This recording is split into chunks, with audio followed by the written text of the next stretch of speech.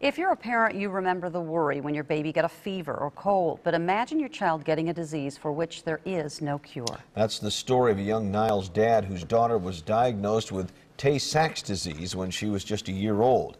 He watched his normal baby slowly lose her ability to laugh and move. He fought to get her the best treatment possible, and while his little girl lost her battle in May, this father is still fighting for Lexi's legacy.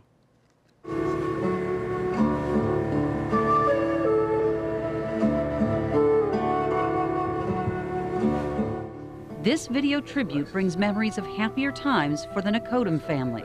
From the day she was born, she just seemed pure. Heath Nicodem remembering his daughter Alexis, who lost a 2.5-year battle with tay-sachs disease in May. Heath and his family were living in North Carolina at the time, and Lexi, as they called her, was a perfect child. Her first words were AJ. Her brother was her favorite toy. She'd laugh. She had to. If I could bottle her laugh, I'd be famous for that. Actually, she would.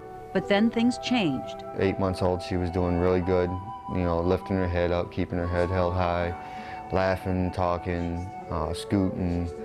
Between 8 and 9 months is when her motor skills started to go backwards. In fact, Lexi had to be propped up for this picture. Doctors initially thought she had cerebral palsy, but an eye exam showed a telltale red spot on her retina, tay-sachs disease. When they did the eye exam, they said, well, she's going to go blind.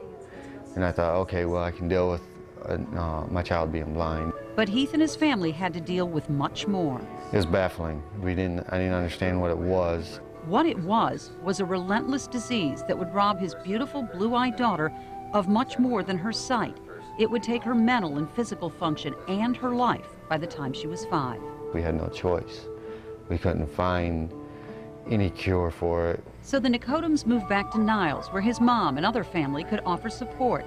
But the illness took a toll on the family.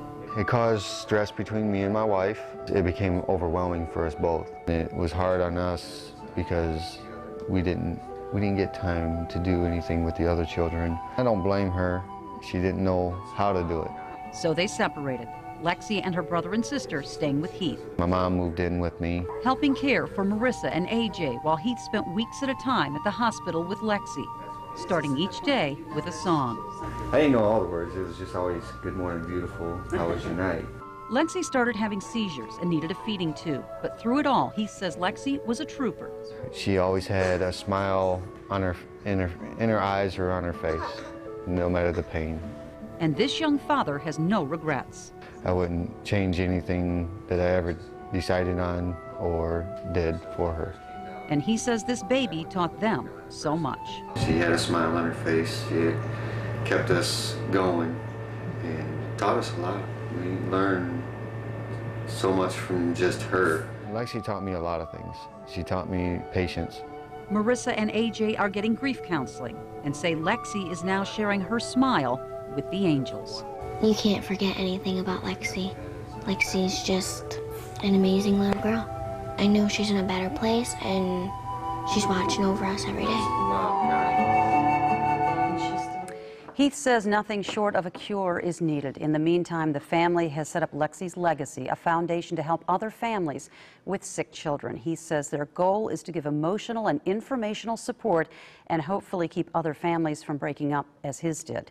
If you want to help, you can make a donation at Huntington Bank in Niles. Heath says 75% of donations will go directly to the Tay-Sachs Foundation. The other 25% will go to families dealing with other serious illnesses. And why other illnesses? Well, as if they hadn't had enough, Heath's brother lost a 2-year-old son to leukemia just 9 days after Lexi died. Wow. Well, those families had to bear a lot. They certainly have. Right. And if you'd like more information on tay-sachs, you can go to our website, WNDU.com, and click on this story.